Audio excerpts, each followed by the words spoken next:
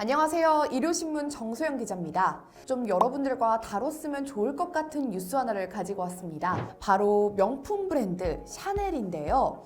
샤넬이 지금 내외부적으로 갑질 논란에 조금 휩싸였습니다. 먼저 외부적으로 한번 볼게요. 샤넬이 지난 7월부터 부티크 경험 보호 정책을 실시하고 있습니다. 이 정책은요, 이 샤넬에서 모든 고객의 구매 기록이나 구매 패턴 등을 바탕으로 판매 유보 고객을 지정하는 건데요.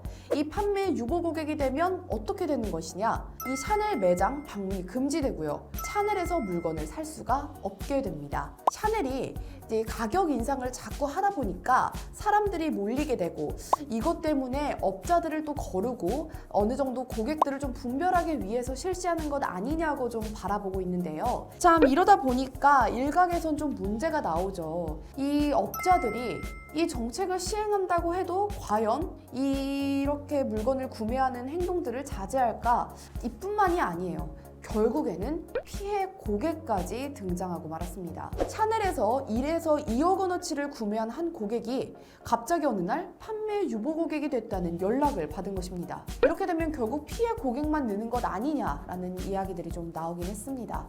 이처럼 외부적뿐만 아니라 내부적으로도 갑질 문제가 나와서 지금 조금 논란을 빚고 있는데요. 이 샤넬에서요, 2008년부터 임직원이 백화점 직원 10여 명을 상대로 성추행을 해왔다는 사실이 밝혀졌습니다. 성추행 피해자들은요, 당시 샤넬 측에다가 내부 진상조사를 좀 요구했죠. 그런데 샤넬 측에서 이에 대한 언급 대신 유명 로펌 한 법무법인에게 조사를 맡기겠다고 통보했고요. 이 해당 법무법인에서 이 진술조사를 진행하는 과정에서 피해자들에게 이 성추행 사실을 외부에 발설하지 말라는 또 비밀유지 서약서를 작성했다고 합니다.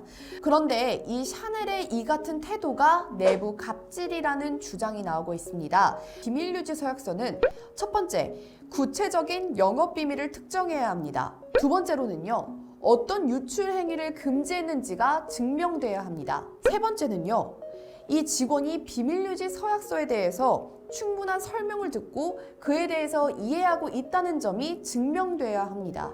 하지만 이러한 사실들이 조금 현재 성추행 피해자들이 작성했던 비밀유지 서약서와는 좀 성격이 달라 보이죠? 이 조혜진 변호사가 일요신문과 인터뷰에서요, 이렇게 말했습니다. 샤넬이 비밀유지 서약서를 작성하게 했지만 이를 지킬 의무는 전혀 없다면서요. 이 회사 경영 문제를 논한 것이 아니라 이 성추행 피해자들이 자신이 겪은 이야기를 하는 것이기 때문에 이 사측에서도 이에 대해서 문제 삼을 수 없다는 점입니다.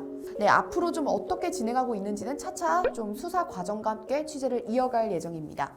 그러면 더 많은 소식을 앞으로 좀 듣고 싶은 분들은요, 일요신문 U 구독해 주시고요. 오늘 거 좋아요 꼭 눌러주세요. 그럼 오늘 소식 여기까지 하겠습니다. 감사합니다.